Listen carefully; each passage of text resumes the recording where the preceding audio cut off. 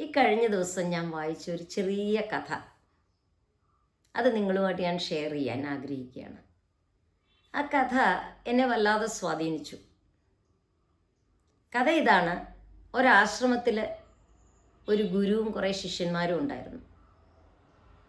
ഒരു ദിവസം ഈ ഗുരുവിൻ്റെ ഭക്തനായ ഒരു വിദേശി അദ്ദേഹത്തെ സന്ദർശിക്കാനെത്തി. മനോഹരമായ വില കൂടിയ ഒരു ചില്ല് കപ്പ് അയാൾ സമ്മാനമായിട്ട് ഈ ഗുരുവിന് കൊടുത്തു. ഗുരുവിന് വളരെ സന്തോഷമായി. മനോഹരമായ ഒരു കപ്പ്, അതൊരു ഭക്തൻ്റെ കയ്യിൽ നിന്ന് ഒരു സമ്മാനമായിട്ട് കിട്ടിയപ്പോൾ ഗുരുവിന് സന്തോഷമായി. അവരതൊരു അമൂല്യനിധി പോലെ ഈ ആശ്രമത്തിൽ ഇങ്ങനെ സൂക്ഷിക്കുകയാണ്. അപ്പോൾ ഇടയ്ക്കൊരു ദിവസം അതിലൊരു ശിഷ്യൻ ഈ കപ്പ് പുറത്തേക്കെടുത്ത് അതൊന്ന് തുടച്ചു വയ്ക്കാമെന്ന് വിചാരിച്ച് പുറത്തേക്കെടുത്തു. എടുത്ത വഴി ഇയാളുടെ കയ്യിൽ നിന്ന് ഈ കപ്പ് താഴെ വീണ് പൊട്ടിച്ചിതറി. ഇയാൾ ആകെ ഭയന്നുപോയി. ഗുരുവിനോട് എന്തു പറയും? ഗുരു പറഞ്ഞാൽ ഇത് എന്തായിരിക്കും ശിക്ഷ തരിക? ഇയാൾ ആകെ പേടിച്ച് ആ പരിഭ്രമം കൊണ്ട് ഇയാൾ ഈ ചില്ലെല്ലാം ഇങ്ങനെ കൈകൊണ്ട് തന്നെ വാരിക്കൂട്ടി. എന്നിട്ടതിങ്ങനെ കയ്യിലെടുത്തുകൊണ്ട് ഗുരുവിൻ്റെ അടുത്ത് ചെന്നു. എന്നിട്ട് പറഞ്ഞു, പേടിച്ചിട്ട് പറഞ്ഞു, ഗുരു, എൻ്റെ കയ്യിൽ നിന്ന് ഒരബദ്ധം പറ്റി. അങ്ങയുടെ അമൂല്യമായിട്ട് സൂക്ഷിച്ചിരുന്ന ആ സമ്മാനം, ആ ചില്ല് കപ്പ് എൻ്റെ കയ്യിൽ നിന്ന് വീണ് പൊട്ടിപ്പോയി. അങ്ങ് എന്ത് ശിക്ഷ തന്നാലും ഞാനത് സ്വീകരിച്ചോളാം എന്ന് പറഞ്ഞ് ഭയന്ന് വിറച്ചിങ്ങനെ നിൽക്കുകയാണ്. അപ്പോൾ ഗുരു ശിഷ്യനെ നോക്കിയപ്പോൾ അയാളുടെ കയ്യിൽ നിന്നിങ്ങനെ ചോര വാർന്നു വരുന്നുണ്ട്.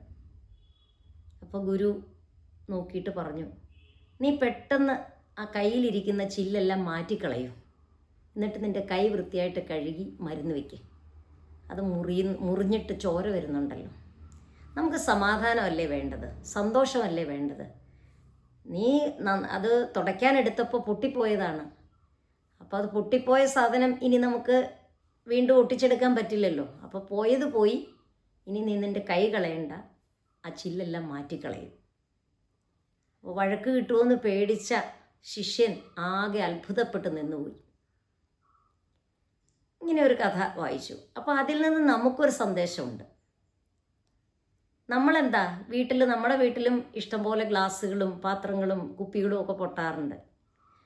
പൊട്ടിക്കഴിഞ്ഞാൽ നമ്മൾ എന്ത് തിരക്കുണ്ടെങ്കിലും ആദ്യം ചെയ്യുന്നത് ആ കുപ്പിച്ചില്ലുകളെല്ലാം അടിച്ചുവാരി മാറ്റിക്കളയും.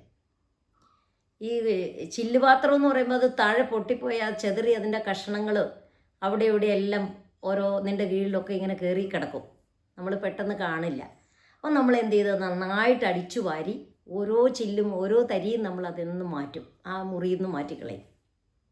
ഒരു തരി കിടന്നാലും മതി, ആരുടെയെങ്കിലും കാലയിൽ കൊണ്ട് മുറിയും. അതുകൊണ്ട് നമ്മൾ അങ്ങനെ ചെയ്യാറുണ്ട്. ഇതുപോലെ നമ്മുടെ ജീവിതത്തിലും കുറേ കുപ്പിച്ചില്ലുകളുണ്ട്. പൊട്ടിത്തകർന്ന കുപ്പികളുടെ അല്ലെങ്കിൽ കപ്പുകളുടെ അവശിഷ്ടങ്ങൾ. പ്രധാനമായിട്ട് നമ്മുടെ കുടുംബ ബന്ധങ്ങൾ, പിന്നെ നമ്മുടെ നഷ്ടങ്ങൾ, നമ്മുടെ ധനനഷ്ടമായാലും പ്രിയപ്പെട്ടവരുടെ മരണമായാലും ആ നഷ്ടങ്ങളൊക്കെ നമ്മളിങ്ങനെ അത് പൊട്ടിത്തകർന്നു പോയി. പക്ഷെ അതിൻ്റെ ചില്ലും വാരി പിടിച്ച് അത് നമ്മൾ നിൽക്കുകയാണ്. കയ്യിൽ നിന്ന് മുറിഞ്ഞ് രക്തം വരുന്നുണ്ട്. അവിടെ കൈയല്ല മുറിയുന്നത്, മനസ്സാണ് മുറിയുന്നത്. അപ്പോൾ ഇങ്ങനെയുള്ള നഷ്ടങ്ങളും പ്രശ്നങ്ങളും ഒക്കെ ഉണ്ടാകുമ്പം തീർച്ചയായിട്ടും നമുക്ക് ദുഃഖവും വേദനയും പകയും നിരാശയും ഒറ്റപ്പെടലും ഒക്കെ ഉണ്ടാവും. പക്ഷെ അത് ജീവിതത്തിൻ്റെ ഭാഗമാണ്, നമ്മൾ മനസ്സിലാക്കണം. നമ്മളിപ്പോൾ കുടുംബ ബന്ധങ്ങൾ നഷ്ടപ്പെടുന്നു എന്ന് പറയുന്നു. നമ്മളത് നമ്മുടെ ഈഗോയൊക്കെ കളഞ്ഞ് വിട്ടുവീഴ്ചകൾക്കൊക്കെ തയ്യാറായി അത് പാച്ചപ്പ് ചെയ്യാൻ ശ്രമിക്കണം. ചിലർക്കതിന് കഴിയില്ല. അങ്ങനെയാണെങ്കിൽ ആ വിളക്കി ചേർക്കാനാവാത്ത വിധം ആ ബന്ധങ്ങൾ വഷളായിട്ടുണ്ടെങ്കിൽ ആ ബന്ധങ്ങളെ ഓർത്ത് പിന്നെ വേദനിക്കുന്നത് ശരിയല്ല. ആ ബന്ധങ്ങളെക്കുറിച്ച് ഓർക്കുന്നത് പോലും നമുക്ക് മാനസികമായി ബുദ്ധിമുട്ടുണ്ടാക്കും. അപ്പോൾ ഈ കുപ്പിച്ചില്ല് കയ്യിൽ വാരി പിടിച്ച് മുറിവ് ഉണ്ടാകുന്നത് പോലെ നമ്മൾ ഈ പ്രശ്നങ്ങളൊക്കെ ഇങ്ങനെ കയ്യിൽ വാരി പിടിച്ച് നിൽക്കുകയാണ്. അത് നമ്മൾ കളയാൻ തയ്യാറല്ല. അത് പിന്നെ നമ്മുടെ ജീവിതത്തെ മോശമായിട്ട് ബാധിക്കും. നമ്മൾ ചെയ്യുന്ന ഓരോ പ്രവൃത്തിയെയും അത് മോശമായിട്ട് ബാധിക്കും. ഇപ്പോൾ ഞാൻ ബന്ധങ്ങൾ വഷളായി എന്ന് പറഞ്ഞാൽ, രണ്ട് ആളുകൾ തമ്മിലുള്ള ബന്ധം വഷളായി, അവർ ഡിവോഴ്സിന് കേസ് കൊടുത്തിരിക്കുകയാണ്, ഹസ്ബൻഡും വൈഫും. അവർക്കിനി ഒന്നിച്ച് ജീവിക്കാൻ വയ്യ. അപ്പോൾ കേസ് നടന്നുകൊണ്ടിരിക്കുന്ന സമയത്തും ഇവർ രണ്ട് പേരുടെയും ശ്രമം, ഭാര്യ ഭർത്താവിൻ്റെ സ്പൈ വർക്ക്, ഭർത്താവ് ഭാര്യയുടെ സ്പൈ വർക്ക്. അവൾ എന്തൊക്കെ ചെയ്യുന്നു, അവൾ എങ്ങോട്ടൊക്കെ പോകുന്നു, ആരോടൊക്കെ സംസാരിക്കുന്നു, അയാൾ എന്തൊക്കെ ചെയ്യുന്നു, ആരോടൊക്കെ സംസാരിക്കുന്നു, എങ്ങോട്ടൊക്കെ പോകുന്നു. പിന്നെ പരസ്പരം കുറ്റങ്ങൾ പറയുക. ഈ നമ്മൾ ബന്ധങ്ങളിൽ വിള്ളലുണ്ടാകുമ്പോൾ കുറ്റങ്ങൾ പറഞ്ഞു നടക്കുന്നതിൻ്റെ കാരണം നമ്മളെ സ്വയം ന്യായീകരിക്കാൻ വേണ്ടിയാണ്. ഞാനാണ് ശരി എന്ന് വരുത്താൻ വേണ്ടി മറ്റേയാളുടെ കുറേ ഡിഫക്റ്റുകൾ, കുറേ കുറ്റങ്ങൾ, അപവാദങ്ങളൊക്കെ നമ്മൾ പറഞ്ഞു വരുത്തും. പക്ഷേ ഈ പറഞ്ഞ് അതുമായിട്ട് നമ്മളങ്ങ് ഏത് സമയം, നമ്മുടെ ക്രിയേറ്റീവായിട്ടുള്ള സമയം മുഴുവൻ, നമ്മുടെ മനസ്സ് മുഴുവൻ ആ പ്രശ്നങ്ങളിലാണ്. അപ്പം നമുക്ക് മുന്നോട്ട് പോകാൻ പറ്റില്ല, നമുക്ക് ക്രിയേറ്റീവായിട്ടൊന്നും ചെയ്യാൻ പറ്റില്ല.